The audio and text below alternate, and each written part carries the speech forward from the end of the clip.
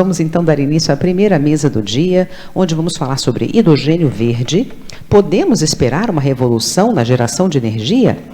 Nesta mesa vamos abordar os fatores cruciais para acreditar que o hidrogênio verde pode sim ser a principal fonte de energia no mundo já neste século. Com uma matriz energética totalmente limpa, desde a sua produção até a sua distribuição, o hidrogênio verde pode ser utilizado em células de combustíveis para a produção de eletricidade, em sistemas de armazenamento de energia e como combustível para veículos de emissão zero, como carros a hidrogênio. Qual pode ser o papel do Brasil e das cidades brasileiras no pioneirismo dessa energia limpa? Vamos ver isso então com os nossos conferencistas, a quem convidamos ao palco. Primeiramente, gostaríamos de convidar o engenheiro responsável pelo projeto de hidrogênio na eletronuclear, senhor Nerli Ferreira Leite.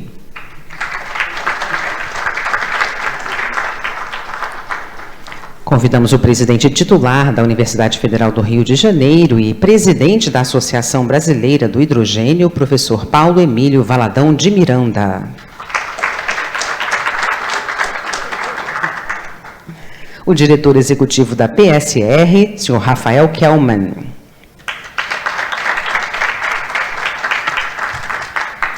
A professora titular da Universidade Federal do Tocantins, senhora Gláucia Vieira. E para moderar esta mesa, temos a satisfação de convidar novamente a jornalista e autora do blog Ser Sustentável, senhora Amélia Gonzalez, para quem eu passo a palavra.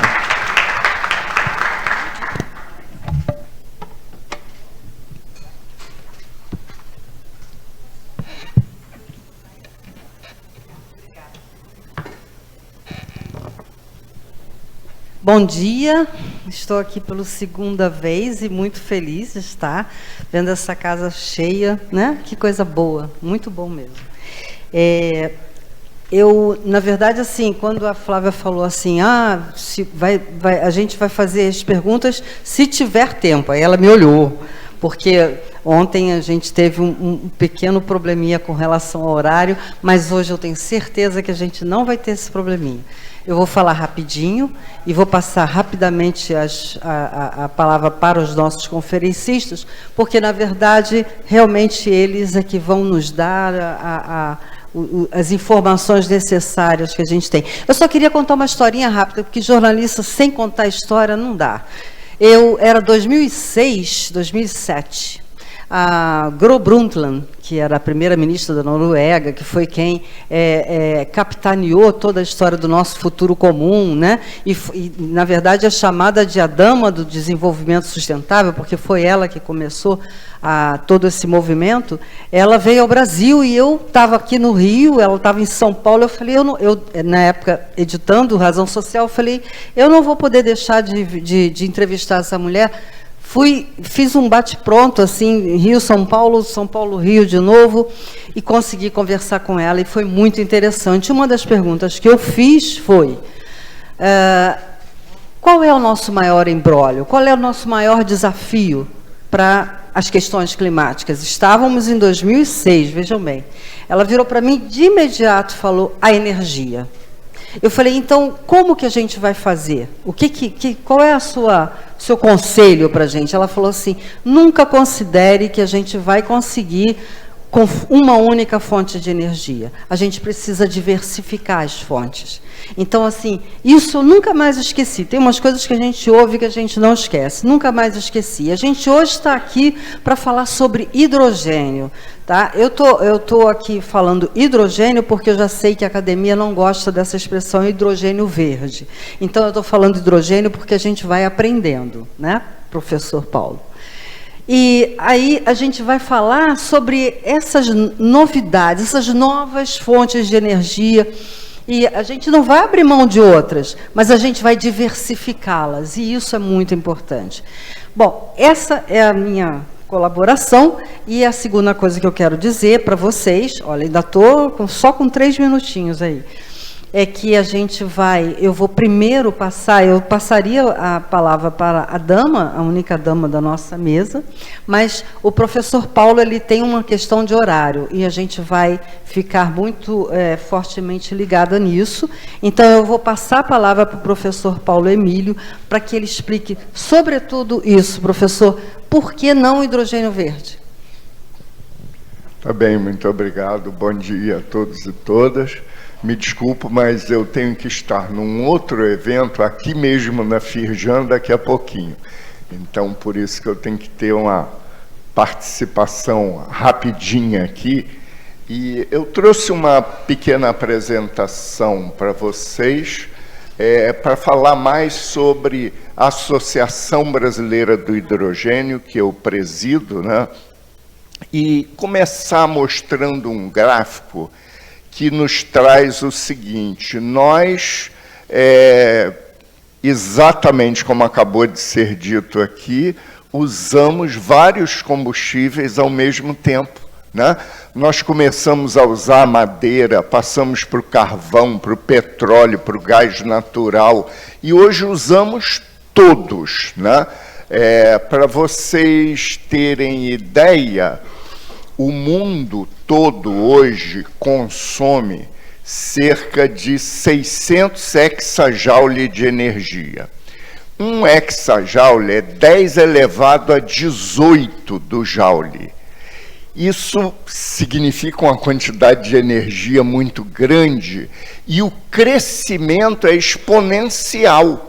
Quer dizer, em 2040, em 2050, quando chegar lá em 2050, nós já precisaremos de 800 hexajoule.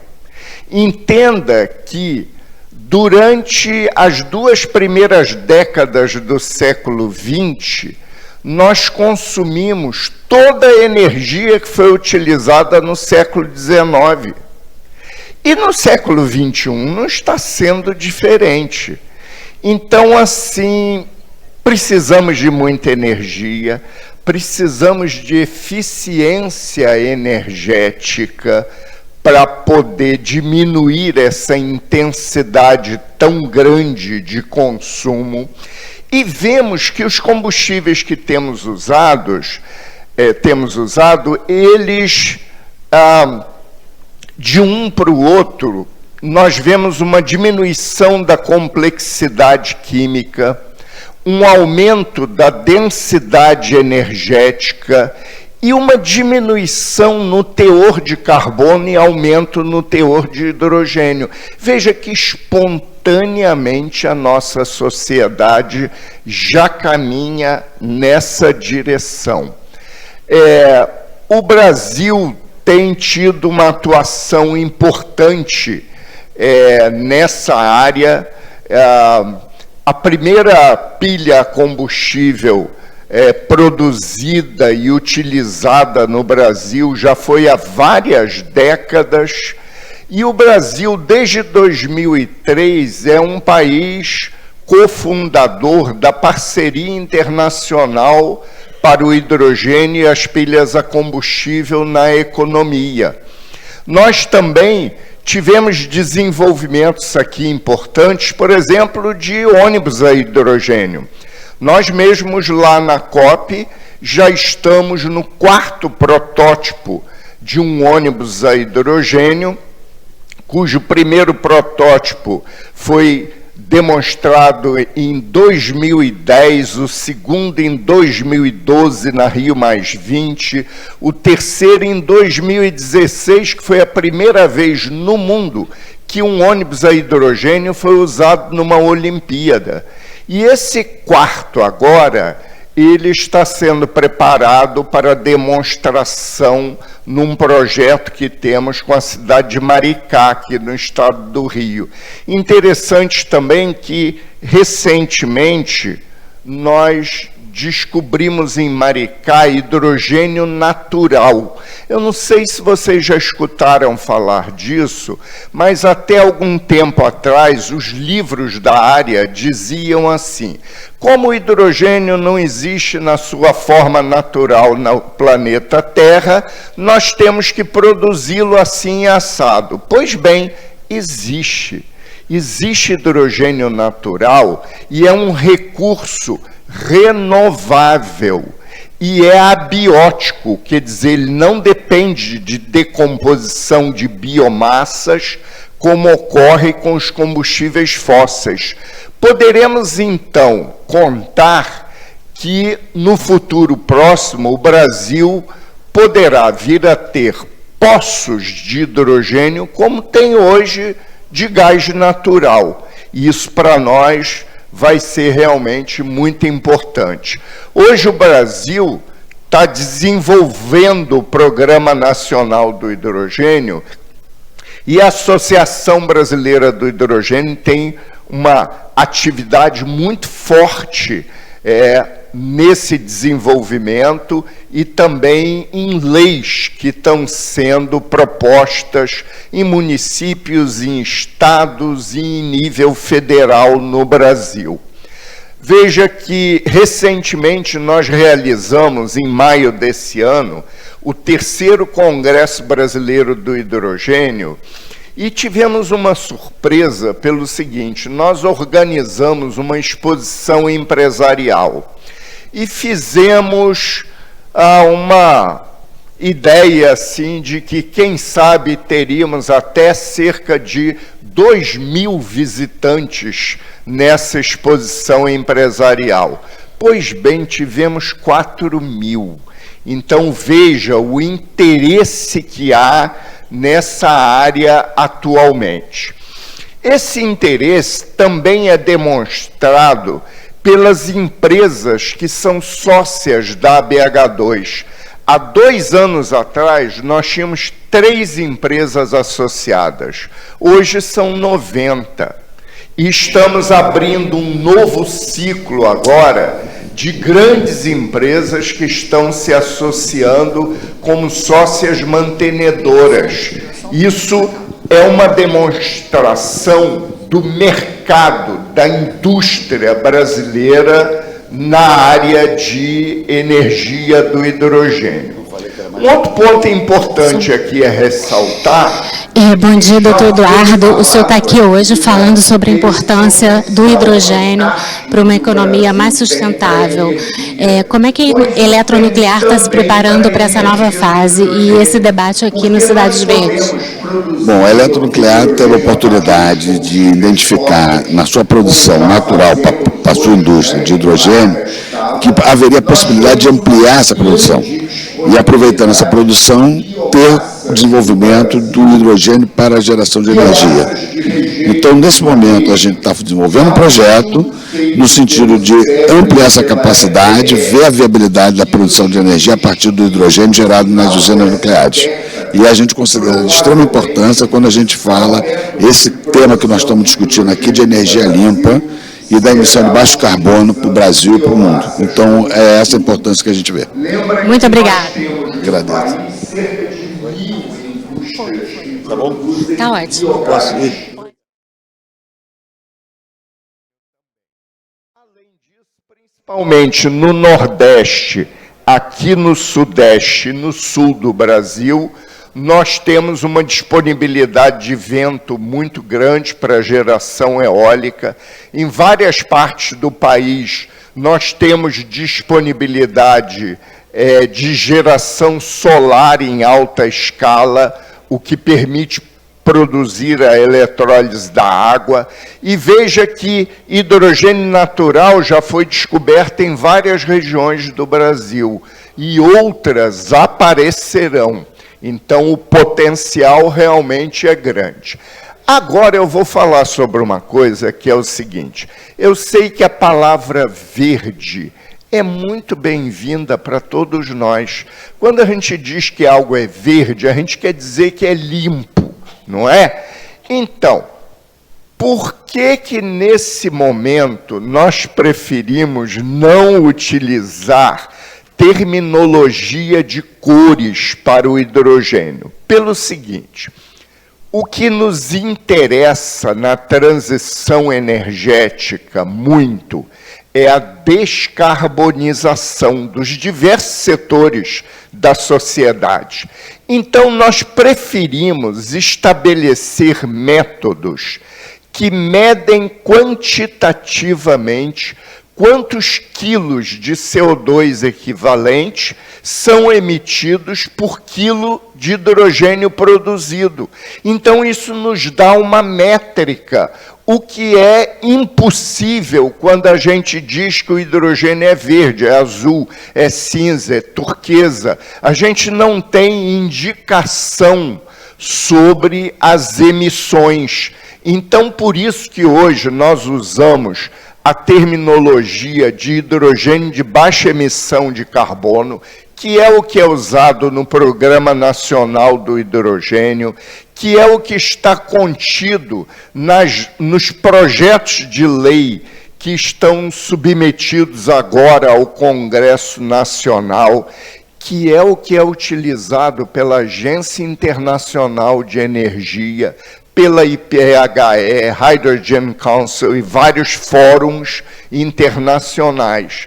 Então, por isso, nós preferimos não utilizar terminologia de cores para hidrogênio para poder quantificar emissões de carbono. Veja que aqui eu mostro um slide sobre o Programa Nacional do Hidrogênio. O Brasil, muito precocemente, em 2005, lançou um roteiro para a energia do hidrogênio. Esse país que a gente acha que tudo é feito na última hora, né? Quer ver outra coisa? Se eu perguntar aqui na plateia, quando rodou o primeiro carro a etanol no Brasil?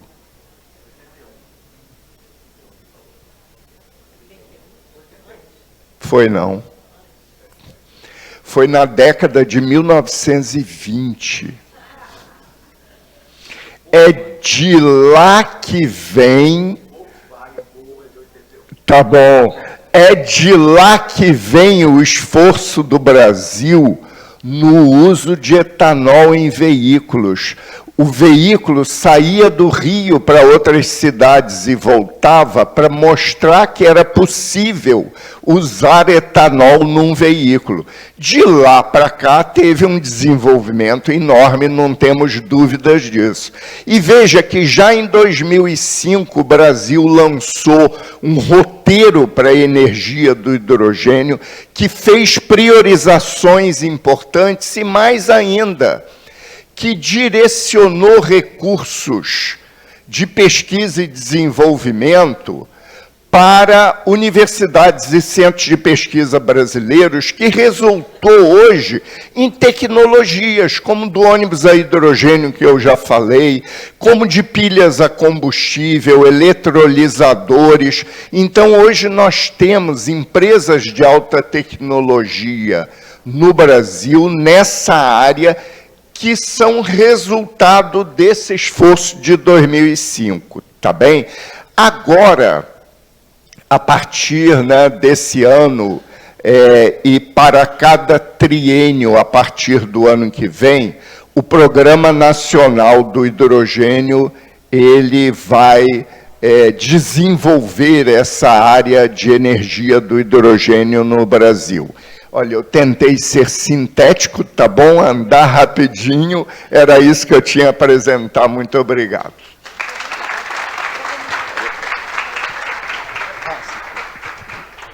Muito obrigada. Puxa, eu estava aqui quase suando, juro, porque ontem eu levei uma bronca da Flávia, mas hoje eu não vou levar. Então, tá bom, muito obrigada. Eu adorei essa explicação, eu entendi muita coisa, porque, de fato, o hidrogênio ainda é, para mim, né, e olha que eu sou uma jornalista que gosta de estudar, mas ainda é, para mim, um assunto que a gente precisa estudar. E por isso que eu acho fantástico a gente estar aqui agora nessa mesa, sinceramente. Gláucia, agora é você. Gláucia, além de tudo, é minha amiga. Eu descobri que ela estava aqui. Muito obrigada. Bom dia a todos, bom dia a todas, bom dia ao André. Gostaria de parabenizar pelo evento, agradecer pelo convite, agradecer a todos vocês que estão aqui assistindo pelo seu tempo, parabenizar mais uma vez pela iniciativa e que é uma honra estar aqui presente com vocês, muito mais após essa palestra aqui do nosso querido professor. Eu sou Gláucia Vieira, sou amiga aqui da Amélia, há muitos anos. Eu sou carioca, sou casada com a Ailton e a Bita e tenho uma filha de 15 anos, chama-se Isabel, eles estão assistindo nesse momento. E durante 18 anos, nesses últimos 18 anos, eu moro em Palmas, Tocantins, sou professora titular da Universidade Federal do Tocantins, fiz toda a minha formação aqui no Rio, sou PhD em Química pela UF, Federal Fluminense. E viver no Tocantins e chegar no Tocantins, no início da fundação da Universidade Federal do Tocantins, foi uma experiência ímpar na minha vida. Lá, então, nós de verdade construímos a universidade. Eu levei parcerias do Rio para lá, aprovei projetos de P&D com a Petrobras, porque aqui já tinha uma parceria e essa parceria foi levada para lá. Criamos o primeiro programa em agroenergia do Brasil, PPG em agroenergia, só pelo LEDBio, Laboratório de Ensaio e Biomassas em Biocombustíveis, que eu coordeno, passaram mais de 60 estudantes, entre mestres, iniciação científica, e hoje estão aí pelas universidades federais do Brasil, então uma experiência incrível, e que acho muito interessante compartilhar isso com vocês. E, ao longo desse tempo, ao longo dessa jornada, sempre foquei em pesquisas aplicadas, direcionadas a aproveitamento de resíduos, com foco em lodo, de estação de tratamento de esgoto, agroresíduos, e, estando na região norte, trabalhamos com biomassas extrativistas da região, com o principal objetivo de manter a floresta em pé. E, claro, relacionando aí com o tema do evento Cidades Verdes e descarbonização. E, ao longo desses anos, em contato com indústrias, com agroindústrias, entendendo as suas dores, as suas dificuldades, mais recentemente, a partir também de uma experiência como a primeira diretora de inovação da UFT, onde a gente construiu toda a política de inovação da universidade, me aproximei do ecossistema de inovação e, entendendo as dores da indústria, principalmente relacionadas ao aproveitamento de resíduos, ao aproveitamento sustentável, à geração de energia limpa e a redução na conta de energia, mais recentemente fundei a startup Green Soluções Sustentáveis. E vou falar um pouquinho dessa experiência também aqui para vocês, que tem tudo a ver com o tema que a gente está trabalhando. Então, a Green Energy é uma startup alinhada aos ODS 6, 7, 9, 13 e 17. Deixa eu testar aqui. Espera aí. Só um minuto. Deixa eu me entender aqui. Não.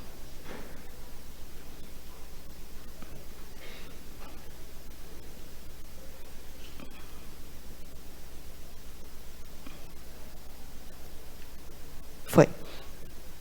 A Green Energy é uma startup, e aí eu trago essa pergunta para vocês, né? Por que o mundo precisa da transição energética? Hoje, no mundo, mais de 600 milhões de pessoas sofrem com problemas relacionados ao aquecimento global, principalmente crianças e idosos. A floresta amazônica sofre com a perda de biodiversidade e as indústrias buscam aí pela redução da emissão de dióxido de carbono para atender às metas de descarbonização do Acordo de Paris. Então, quais seriam os principais desafios das cidades com foco em sustentabilidade, com foco em produção de energia limpa, e das empresas e das indústrias hoje, sem sombra de dúvida, a transição energética, como a Amélia trouxe aqui logo no início desse painel, a transição energética, a necessidade de energias renováveis e também a questão dos resíduos, principalmente nas indústrias. Só no Brasil, a gente estima aí uma produção anual de mais de 4 milhões de toneladas de lodo. E o que fazer com esse lodo, o que isso tem sido feito atualmente, como a gente pode aproveitar de forma sustentável. Agora, você já imaginou transformar essa montanha de lodo, essa montanha de resíduos, em energia verde, em hidrogênio verde, aqui, permitindo aqui, em hidrogênio renovável, em hidrogênio de baixo carbono? Essa é a proposta de valor da startup Green Energy. Oferecer soluções sustentáveis para a indústria, transformar os seus resíduos em combustíveis de baixo carbono, em hidrogênio renovável, em energia verde, mas com foco em descarbonização e impacto socioambiental. A gente já desenvolveu alguns MVPs, a nossa solução passa pela aplicação de uma tecnologia de baixo carbono a esses resíduos. Um dos nossos MVPs é um blend, que a gente fez e a gente testou em parceria com o Senai, CETEC, Palmas, e esse blend ele pode substituir o diesel, por exemplo, em motores do ciclo diesel. Ele tem como benefício a redução de emissões de poluentes. A gente também produziu um gás enriquecido em hidrogênio renovável, hidrogênio de baixo carbono, a partir desses resíduos, com essa tecnologia de baixo carbono. E esse gás pode ser aplicado diretamente em turbinas, por exemplo, para a produção de energia verde. Trazemos como solução a redução de custos operacionais, principalmente na conta de luz, que é um grande problema das indústrias, e a redução na emissão de CO2 pela substituição desses combustíveis de baixo carbono por combustível fóssil na própria indústria. A sustentabilidade e a descarbonização, com a redução de milhões de toneladas de CO2 pela substituição de combustíveis fósseis por esses combustíveis de baixo carbono na indústria para gerar energia ou nos próprios automóveis. Hoje, nós oferecemos o serviço de POC, que é o Serviço de Inovação, para avaliar o potencial de aplicação desses resíduos na produção desses combustíveis de baixo carbono, e também de controle de qualidade desses resíduos para trazer o benefício da redução de custo e da redução de emissão de CO2 para indústrias. Fomos selecionados para o desafio Conexões Petrobras 27, redução de carbono. Estamos aí trabalhando uma POC com eles, em parceria com a Seletiva, que também é uma startup. A nossa proposta de rota tecnológica passa pela transformação de lodo, agroresíduos, em combustíveis de baixo carbono e a aplicação desses combustíveis na geração de energia elétrica, com foco na produção de um gás enriquecido em hidrogênio renovável de baixo carbono, nesse blend, como a gente mostrou anteriormente, e o uso do CO2 na produção de combustíveis também de baixo carbono. E aí a nossa solução passa para uma etapa de POC, de aplicação e de comercialização. Olhando para o mercado de energia renovável, o Brasil hoje tem um grande potencial, tanto para a comercialização do gás, quanto para a comercialização da energia verde, quanto para a comercialização desses combustíveis de baixo carbono, e o segmento de óleo e gás, principalmente aqui no Rio de Janeiro, pode ser um grande parceiro das startups, das instituições de pesquisa, no desenvolvimento e no investimento desses produtos. O nosso modelo de negócio passa pelo conceito de Energy as a Service e também na venda de energia na forma de bioprodutos. A gente traz aqui uma notícia recente, onde a Petrobras está olhando, é uma tendência atual, está olhando para esse tipo de bioproduto, de biocombustíveis de baixo carbono, onde ela fechou uma parceria para aplicar um bioóleo produzido a partir desse tipo de tecnologia em escala. Então, é uma tendência atual do mercado. E os principais benefícios para os parceiros que envolvem instituições de pesquisas, indústrias, enfim, startups, sem sombra de dúvida, é a sustentabilidade, é a aplicação do conceito dos ODS, e aí a gente está alinhado com os conceitos de ESG, trazendo, então, escalabilidade, novos modelos de negócio e novas oportunidades aí. Atualmente, nós estamos construindo uma parceria com o Senai CETIC, aqui no Rio de Janeiro, com a FRJ, com a Startup Seletiva e com alguns parceiros alemães. Ano passado, fomos selecionados por um programa de internacionalização do SEBRAE, visitamos todo o ecossistema de inovação da Alemanha, de uma região ali da Alemanha. Recentemente, estamos saindo na mídia com algumas notícias. Semana retrasada, eu estava em São Paulo, participando do maior congresso de inovação do Brasil, falando lá para as pessoas, para a indústria. Foi muito interessante, foi uma oportunidade de também estar conversando e trazendo esse tema, que é uma tendência atual. Recebemos alguns prêmios, como fomos finalistas do programa Mulheres Inovadoras da FINEP, recebemos o prêmio Samuel Benchimol, empresa inovadora na Amazônia, fomos selecionados numa seleção mundial pela Galp Energia Portugal, no primeiro programa de inovação aberta da Galp, sendo a startup brasileira representando o Brasil no Web Summit de Lisboa, ano passado. Estamos participando do Conexões Petrobras e participando de alguns eventos com palestras e trazendo um pouco sobre essa experiência.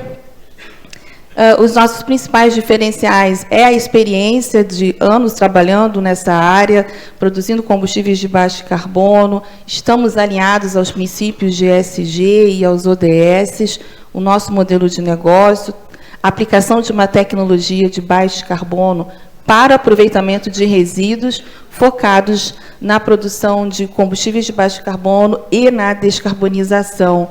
O nosso time é formado por mim, que sou PhD em Química, Ailton Abeta na parte administrativa, Lucas Silva, engenheiro ambiental, formado na UF também.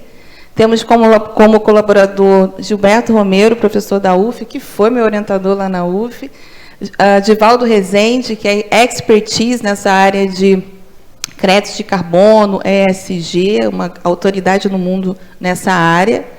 E nós somos a Green Energy, a energia que despolui, porque o mundo precisa de descarbonização. Obrigada.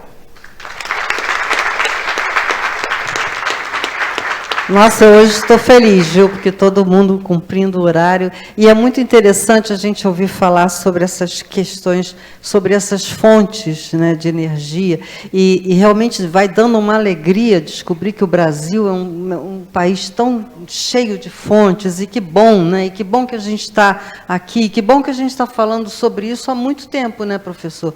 Porque assim, a estrada do desenvolvimento sustentável não começou agora, e a gente sabe que esse é um tema extremamente importante para a nossa qualidade de vida. É isso que eu sempre falo. No final de tudo, o que a gente está falando é de saúde da gente, é de qualidade de vida. Então, assim, eu fico bem feliz.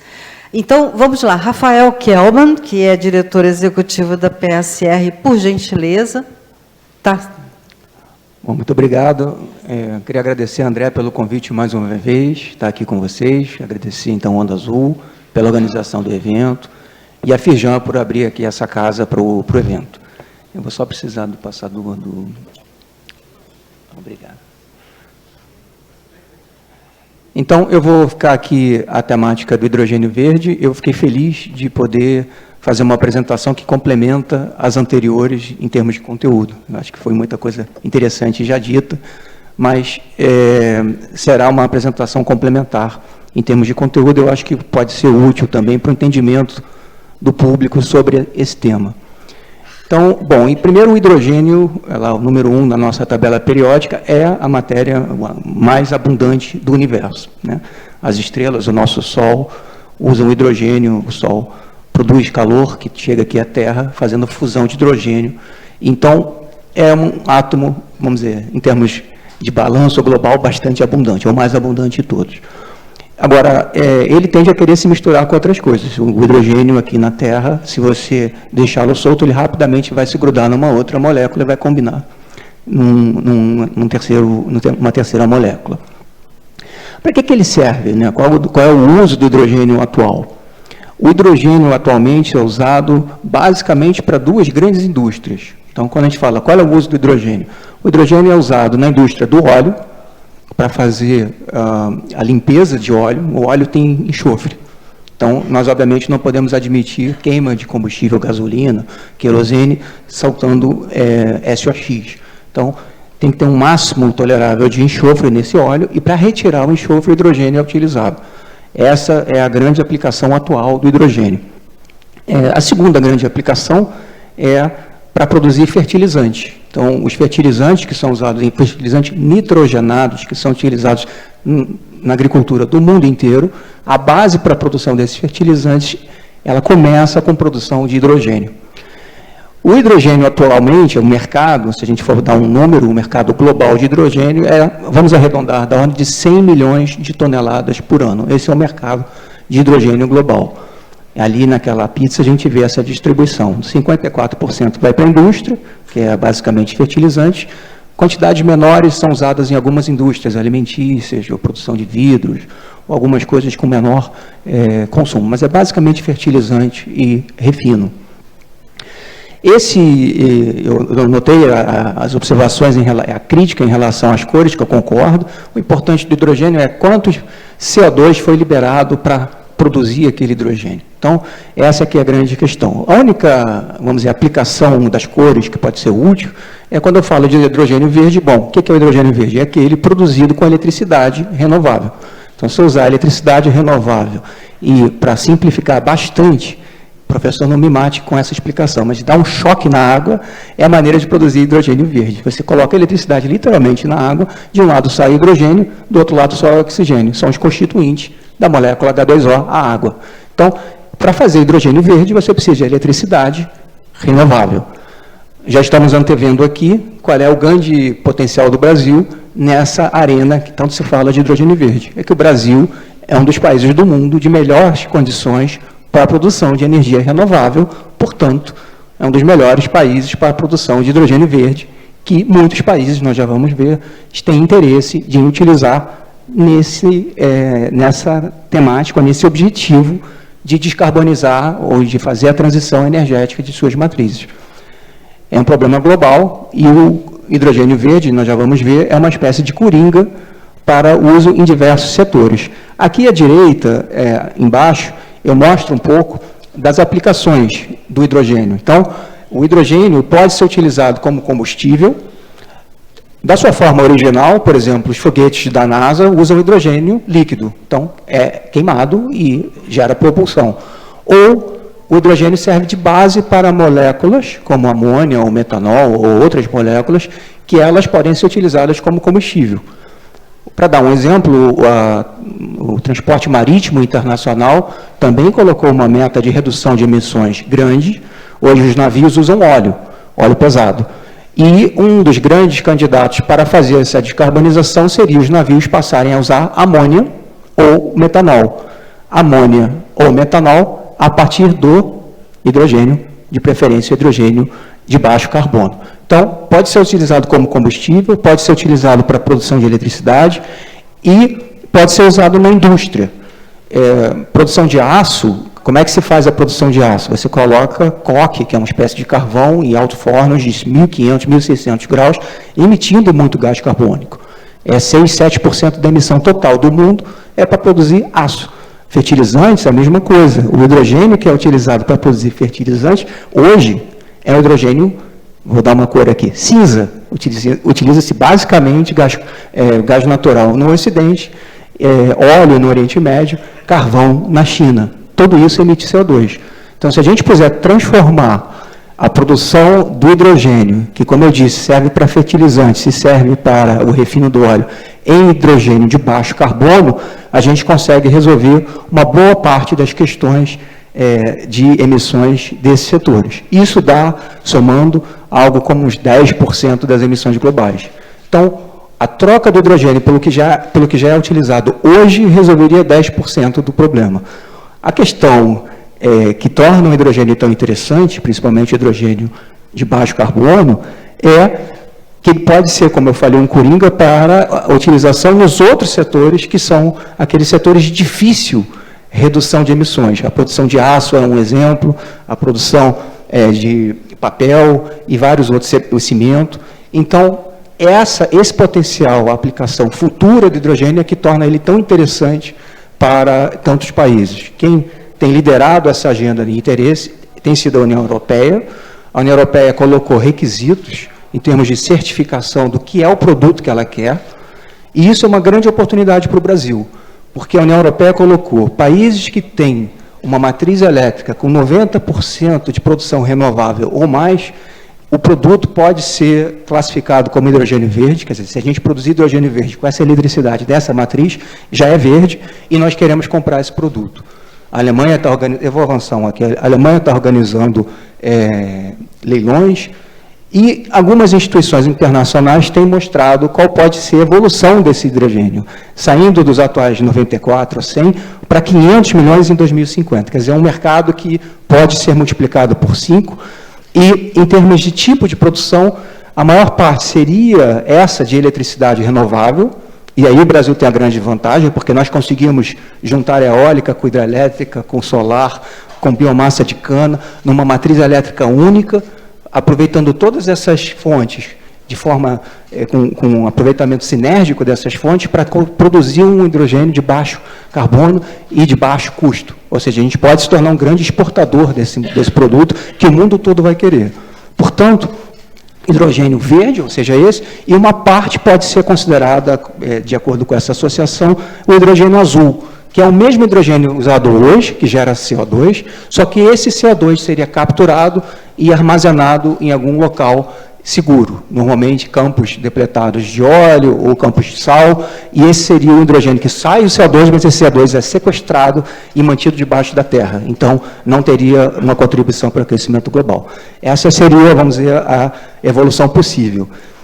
Em outro instituto, fala em até maior o crescimento, da ordem de 6 vezes, e espacialmente a gente teria, claro, as grandes economias puxando esse consumo, China, Estados Unidos, Europa, União Europeia, e, obviamente, são os países que mais têm. Qual é o grande desafio para o hidrogênio? Por que a gente não está fazendo o hidrogênio ontem?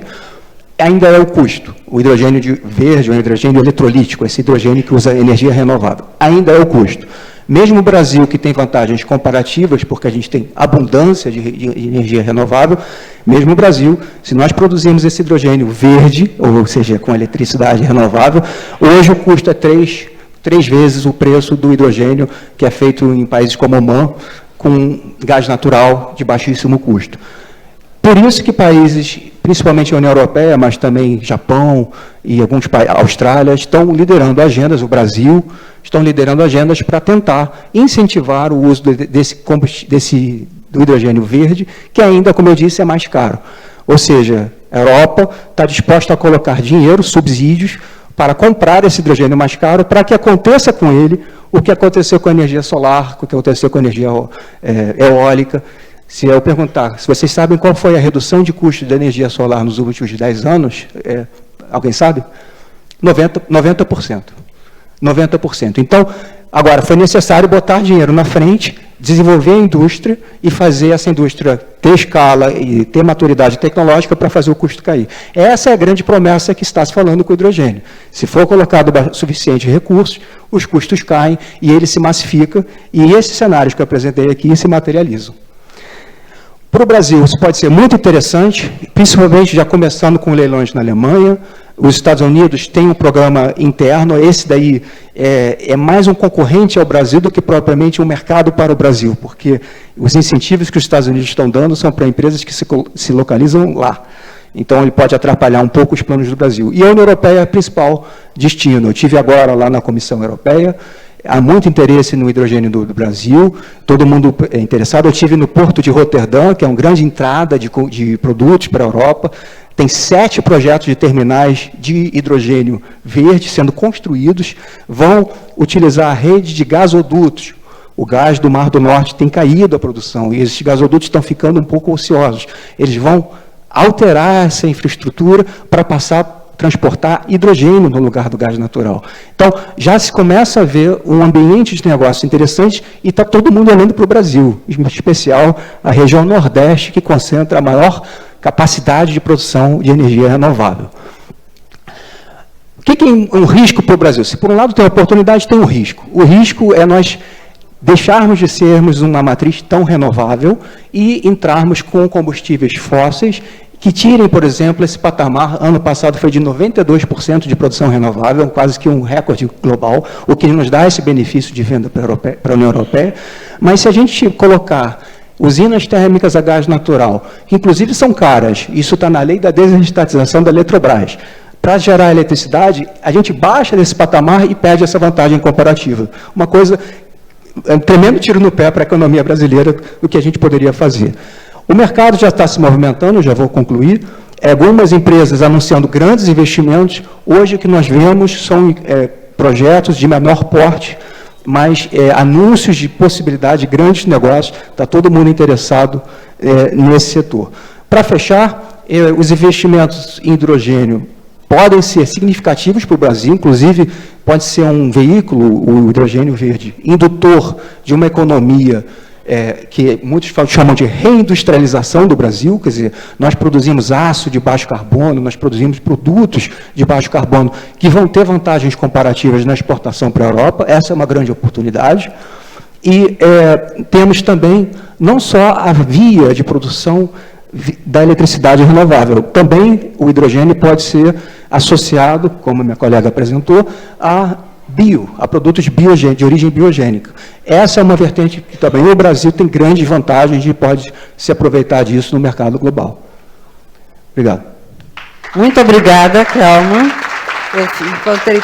Enquanto ele estava falando, viu, Aspásia, ontem você trouxe o Tales de Mileto, hoje, enquanto ele estava falando, eu me lembrei do Robert Musil, O Homem Sem Qualidade, e aí tem uma frase dele que é assim: a vida sobrecarregada de saber. Eu vou sair daqui alimentada e sobrecarregada de saber, porque a coisa muito... Choque na água foi fantástico. Foi fantástico. Professor, o senhor pode ficar à vontade, o seu tempo está quase chegando lá, temos ainda uns 10 minutinhos, o senhor pode ficar à vontade a hora que o senhor quiser, tá bom? E eu quero ouvir agora o senhor Nerli. Muito obrigada pela sua presença. Alô, alô. Não, já está. Alô, alô. Bom dia, né, a todos. Primeiramente, queria agradecer ao André Esteves pelo convite, né, de estar aqui representando a Eletronuclear e mostrar, né, a planta de hidrogênio construída na usina de Angra 1 e Angra 2, da qual eu coordenei em 1997, ou seja, há 26 anos atrás. A gente já produz hidrogênio limpo, né? Antes de mais nada, eu queria que vocês focassem nessa fotografia do site da Central Nuclear Almirante Álvaro Alberto, onde ali nós vemos as duas usinas em operação, Angra 1 e Angra 2, e a usina de Angra 3 em construção, que vai entrar em operação em 2029. Eu chamo a atenção para essa fotografia, porque num espaço de apenas 1 km², a gente tem uma densidade energética de 3,5 gigawatts instalado. Isso na cidade do Rio de Janeiro. Tá? É um parque de produção de energia limpa, de baixíssimo emissão de CO2, que é a voga da transição energética no mundo de hoje.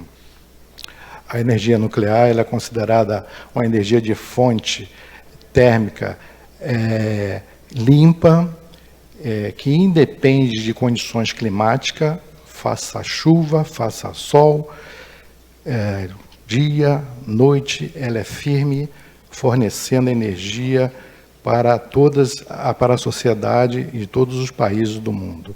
E é considerada pelos órgãos internacionais como o maior fonte de geração de energia que é capacitada para fazer a transição energética sem emissões de CO2. As vantagens, né, vocês podem ver, uma energia de baixa emissão, ela é uma energia firme, ela funciona, ou seja, você pode dispor ela em 93% do tempo, né? Ou seja, nós só paramos uma vez a cada ciclo de troca de combustível durante 30 dias, para fazer a troca de combustível. O resto do tempo ela está funcionando direto. Tem uma vantagem, né, que essa produção normalmente é sempre próxima aos centros de grandes consumidores. Por exemplo, aqui na cidade do Rio de Janeiro, a gente está equidistante do Rio de Janeiro, São Paulo e Belo Horizonte.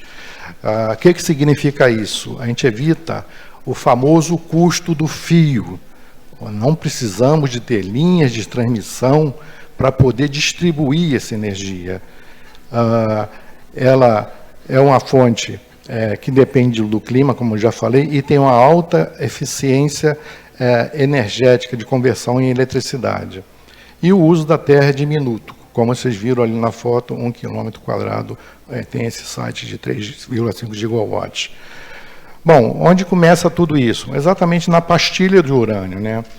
Uma pastilhazinha de urânio que cabe na ponta dos dedos, ela tem uma densidade energética de 1 tonelada de carvão, 120 galões de petróleo, 17 mil pé cúbico de gás natural.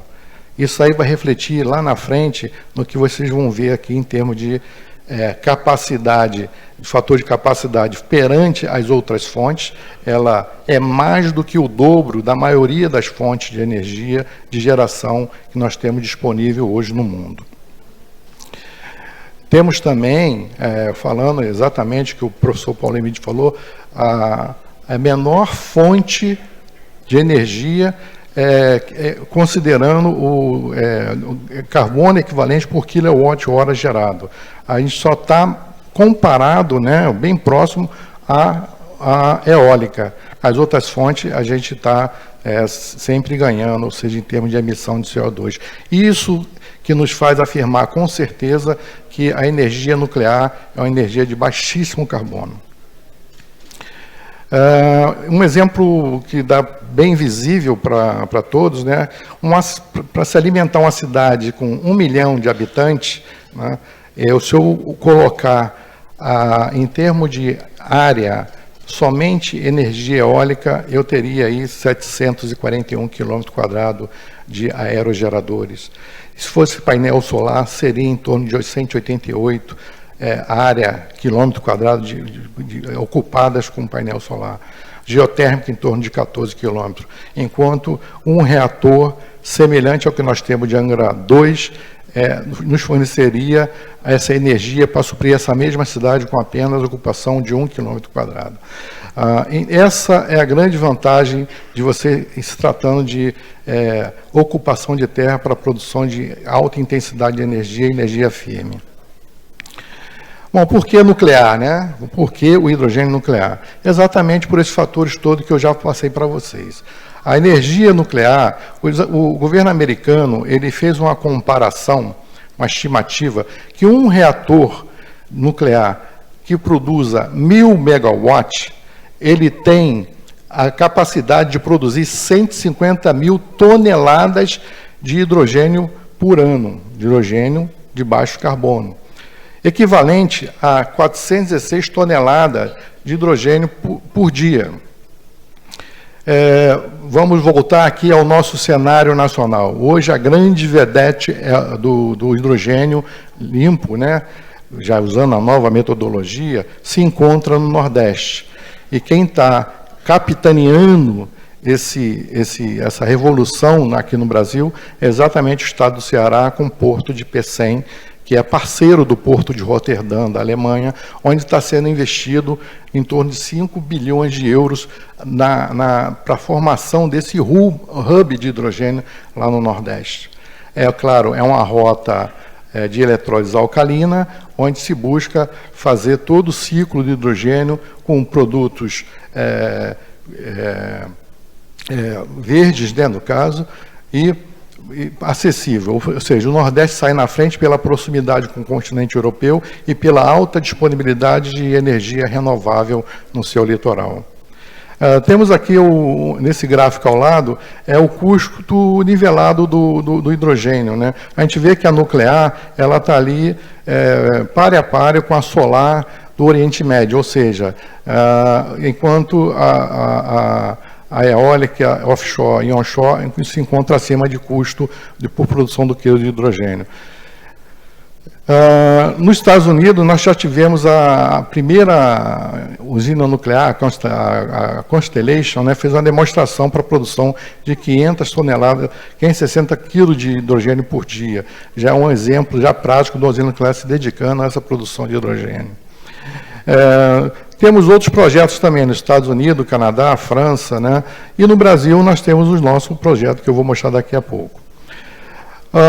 Existe uma modernidade, se tratando de transição energética, de usar pequenos reatores. Esses pequenos reatores seria muito mais palatável de você usar direcionado para o consumidor, ou seja, uma planta de um shopping, um hospital ou uma fábrica de concreto poderia estar utilizando também a energia nuclear com micros reatores para poder abastecer e atender seu consumo.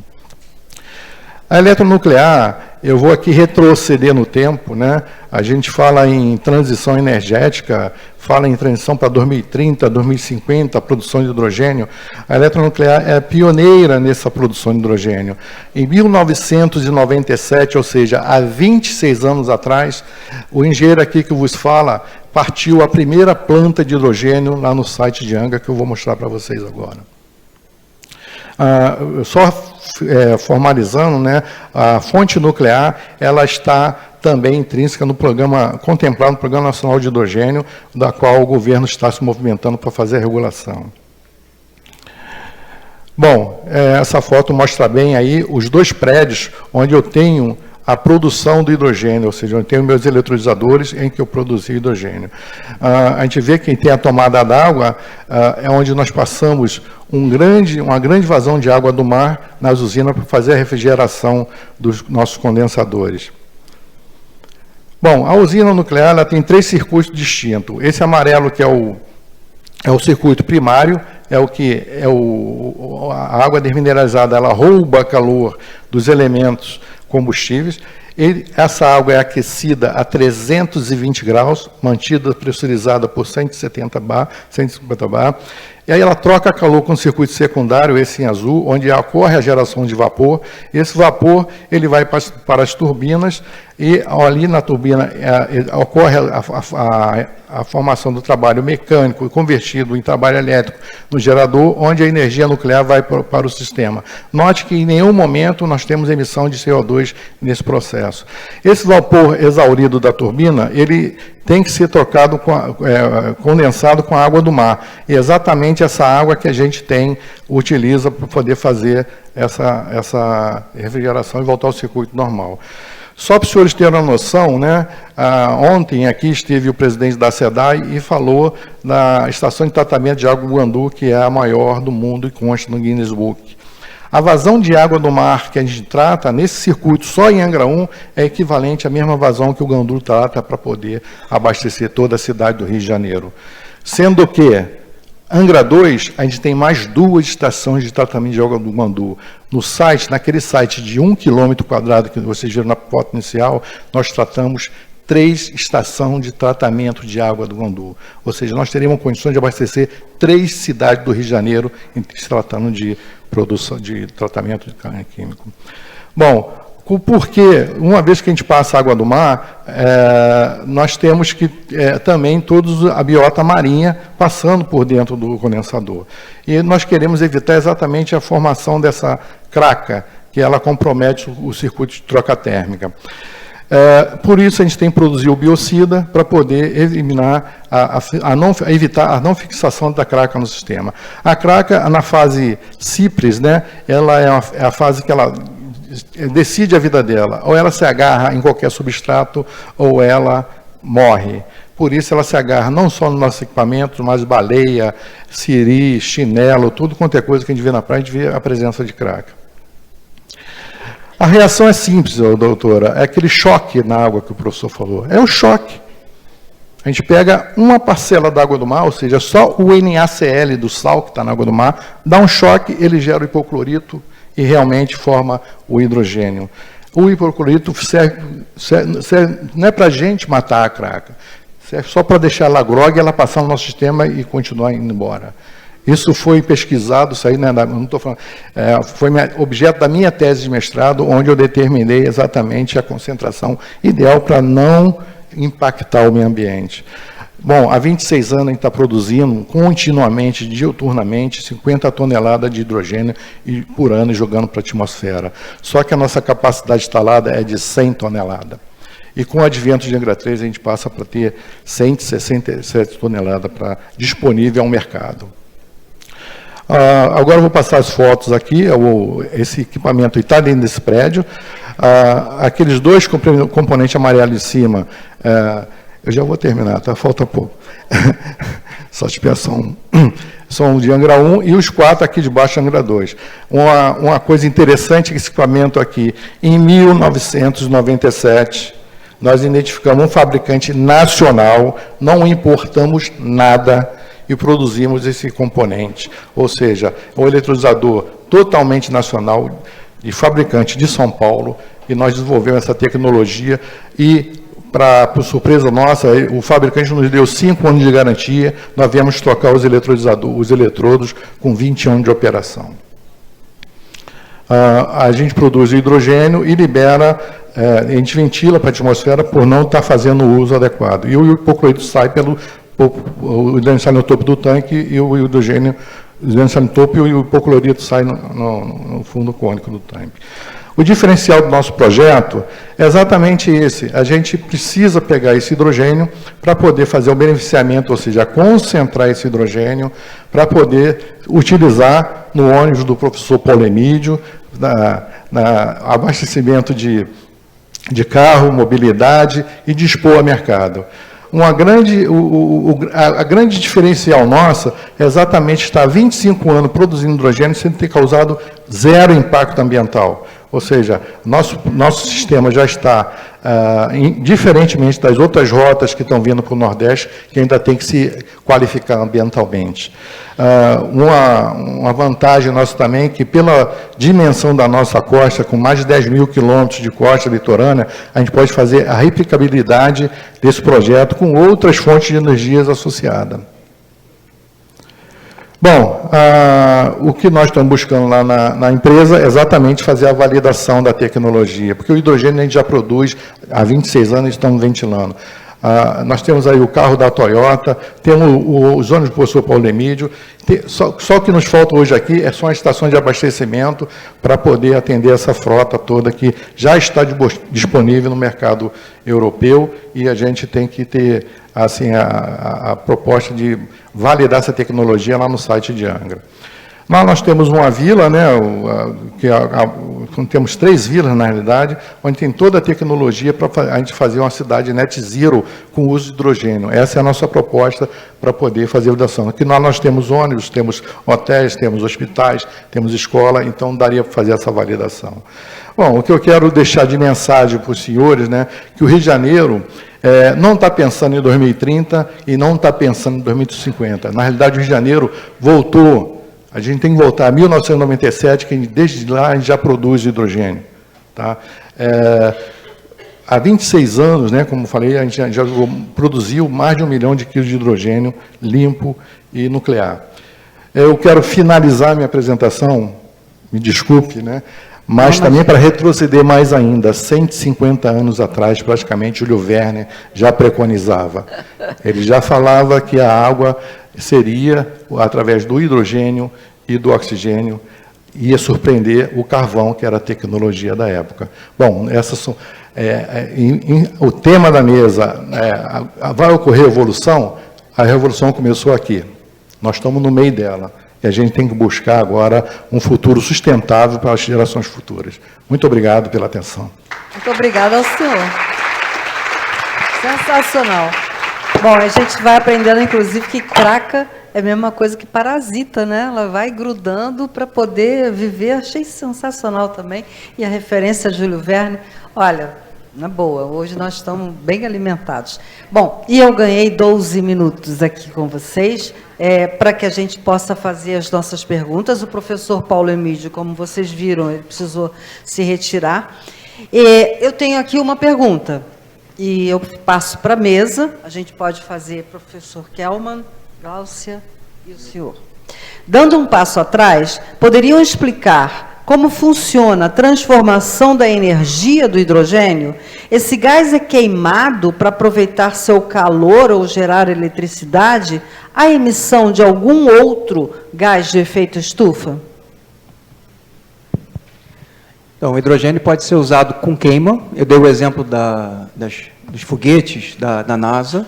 Ali, quando você queima o hidrogênio, vai sair vapor d'água. Então, um combustível ele vai reagir com oxigênio, vai haver combustão, hidrogênio com oxigênio é água, né? Ele também pode ser usado na chamada célula de combustível, que seria a operação inversa. Quer dizer, a eletricidade gera o hidrogênio, agora eu vou usar o hidrogênio para gerar a eletricidade. A célula de combustível, quando você passa hidrogênio por ela, aqui foi mostrado o veículo da Toyota Mirai, o que ele tem ali dentro? Ele tem uma célula de combustível, ele tem um tanque de hidrogênio, esse hidrogênio passa pela célula de combustível, solta elétrons e move um motor elétrico. É um carro elétrico em que o combustível é o hidrogênio, mas não o combustível no sentido tradicional da queima, e sim um processo que libera elétrons, portanto, a eletricidade é usada no motor elétrico. E o hidrogênio pode ser usado também para calor. O aço, que precisa de temperaturas elevadíssimas, é um exemplo de um setor que pode substituir o coque, que é o carvão, pelo hidrogênio, com a queima, gerando calor, tal como nos foguetes da NASA. Então, nenhum caso vai sair CO2 no uso do hidrogênio deste que eu mencionei. Ótimo. Então, por favor, Gláucia. Muito interessante. Interessante, a pergunta é uma pergunta sobre aplicação, né? Como a gente vai aplicar o hidrogênio. Tem essas opções, né, que já foram colocadas. Trazendo um pouco para a proposta que a gente trouxe aqui, né, de tecnologia de baixo carbono e de gerar um gás enriquecido em hidrogênio, aquele gás que eu mostrei ali para vocês, ele pode chegar até 50% de concentração de hidrogênio. Então, a gente teria duas opções de rotas tecnológicas. Uma é aplicar o gás diretamente, e aí ele tem a vantagem de ser mais facilmente armazenado, transportado, e poderia ser aplicado em turbinas, por exemplo, e aí ocorreria a queima dele para a geração de energia elétrica a partir do calor. E aí, nesse caso, poderia gerar, sim, um CO2, mas esse CO2 é um CO2 biogênico, que já está ali no ciclo, né, do carbono, então ele não tem o impacto de intensificar o efeito estufa, como acontece com o CO2 fóssil, ou, da melhor maneira, então, seria a gente também separar esse CO2 no final da rota tecnológica e aplicá-lo como produto para a produção de combustíveis de baixo carbono ou de outros produtos, que é o interesse, hoje o CO2 biogênico é o interesse da indústria química, da indústria petroquímica, como foi colocado aqui hoje. Obrigada. Muito bom, muito obrigada. Agora, olha só, está vendo? Alô.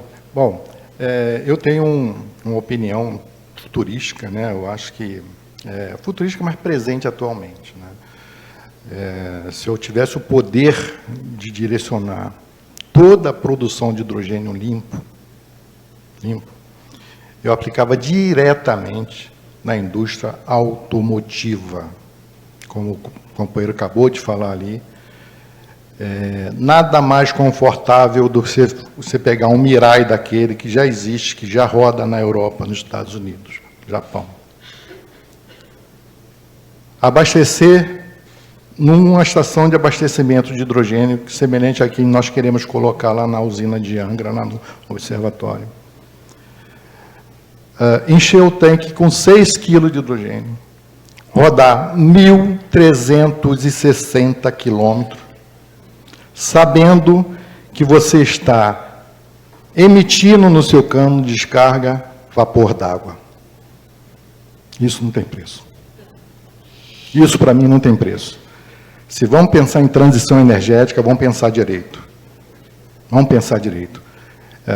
Eu falo aqui, é isso que separa os adultos das criancinhas. Mas, para isso, nós precisamos, né? A gente tem a tecnologia, foi mostrada aqui, temos capacidade, tecnologia nacional, nada importado. Isso eu provei em 1997. Nós temos uma costa litorânea de 10.000 quilômetros. Eu posso botar um posto de abastecimento em cada praia. Eu faço a revolução da indústria automotiva. Ah, não vai gostar? Por que a Toyota fabricou o Hyundai? O Mirai? Por que a Hyundai fabricou o Nexo? Por que a Mercedes tem seu carro a hidrogênio? Nós só não temos, é uma degustação aqui, porque esses fabricantes estão todos aqui, não estão só lá na Europa. Aí você fala, mas esse carro vai custar muito caro. É claro, uma tecnologia embarcada nesse nível é caro. Aí você vai pegar o preço vamos pegar o preço do Nexo e o preço do Mirai. Se eu pegar o preço de qualquer SUV aqui, a gasolina, flex, o álcool, é o mesmo preço do Mirai, é o mesmo preço do Nexo. Por que não? Se o carro roda acima da linha do Equador, por que não rodar abaixo da linha do Equador? Se os fabricantes estão aqui. Eu sou muito assim pragmático nesse sentido. Se vão pensar em transição energética, vão pensar direito. Quem polui mais, quem joga mais CO2 para a atmosfera são os nossos automotores. Isso vale para não só carro, para ônibus. O professor Paulo Emílio aqui acabou de dar um exemplo, que está desde da década de 2000, validando o ônibus dele. Por que não? Ele está com um projeto importantíssimo em Maricá para trocar toda a frota de ônibus de Maricá. Eu estive lá no último congresso, falei com o Igor Sardinha. Eu falei, troca, sabe por quê? Eu abasteço toda a tua frota. O hidrogênio ele já tem, eu estou jogando para a atmosfera. Pode trocar, de olho fechado. Tá bom. Vamos lá? Tem mais 3 perguntinhas. A primeira, diretamente para o Rafael. Bom dia e parabéns pelo evento. Pergunta para Rafael. Você menciona sobre o potencial do H2V para a produção de energia e combustível. Portanto, na sua visão, qual o potencial de produção de água potável através do hidrogênio verde por eletrólise? A outra pergunta é direcionada à mesa, mas eu vou mandar para você, Gláucia, naquele tempinho rápido que vocês fizeram. Qual será a aplicação dos recursos do petróleo com a substituição pelo hidrogênio, como fazer isso sem afetar a economia? E a outra pergunta, dentro dessa temática, como esse novo mercado pode vir impactar no âmbito social, como inclusão social e geração de renda? Eu acho que isso já está bem implícito em todas as falas de vocês. Então, por favor, Rafael, depois a Gláucia. Rapidamente. Então, a gente encerra. O hidrogênio eletrolítico, esse verde, precisa de água e ele consome água. Agora, consome uma quantidade não muito alta de água. Em alguns projetos, que em regiões com pouca disponibilidade de água, o Chile é um exemplo, estão até pensando em usar água do mar, obviamente dessalinizando para poder usar uma água. E esse custo de dessalinização cabe dentro do custo do projeto, não é um componente grande. Agora, o hidrogênio verde para a produção de água potável, que foi a pergunta, eu não conheço nenhum tipo de aplicação dessa forma. Ok, vamos lá. Essa pergunta foi interessante a complementar, porque fala sobre a transição energética, né? Então, a gente tem a indústria de petróleo, a gente tem o segmento de óleo e gás, e ela é importante. E, paralelamente, a gente precisa de soluções inovadoras, tecnológicas, para a gente fazer essa transição para a energia verde, e passa pela reindustrialização do hidrogênio. Então, por exemplo, hoje, quando a gente fala de combustíveis de baixo carbono, além do próprio hidrogênio, a gente tem combustíveis líquidos, como esse que eu apresentei para vocês hoje. Blends, por exemplo. Então, ali a gente produziu um blend, uma mistura de um bioóleo, que é um produto produzido a partir de uma biomassa com diesel fóssil. Então, esse blend, ele reduz a emissão de CO2, substituindo um percentual, adicionando ali um bióleo, né, verde a esse diesel, como se fosse um aditivo, e, proporcionalmente, reduz a emissão de CO2 fóssil. Então, essa é uma forma da gente passar pela transição energética usando o que a indústria de petróleo traz para a gente. O que também está sendo trabalhado hoje, dentro do setor de óleo e gás, principalmente, é a captura do CO2 fóssil. Então, existem tecnologias e as indústrias já estão trabalhando nesse sentido de capturar esse CO2 para, então, reduzir a concentração do CO2 fóssil na atmosfera. Então, a gente vai conciliando ali tecnologias, soluções, para a gente encontrar um caminho. Não vai existir uma solução, não vai existir uma resposta, são várias soluções, e hoje a ciência, a inovação, a tecnologia, as indústrias estão, enfim, trabalhando nesse sentido. Agora, o que eu penso que é essencial, e trazendo o tema do impacto socioambiental, né, da gente aproveitar essa reindustrialização verde, essa visão da gente construir cidades verdes, é a gente focar numa reindustrialização direcionada para a redução também das desigualdades sociais. Então, isso também é importante trazer para esse tema, é importante pensar na geração de empregos, é importante pensar nos impactos socioambientais, quando a gente fala da sustentabilidade das cidades verdes. É isso aí. Muito obrigada, Glaucia. Realmente, isso aí também foi ontem, o presidente da SEDAI trouxe muito claramente essa necessidade de a gente poder lutar contra a desigualdade social. Gente, olha, muito obrigada. Para mim foi assim maravilhoso. Eu espero que para vocês também tenha sido. Já já a gente vai começar outra mesa e é isso. Um abraço.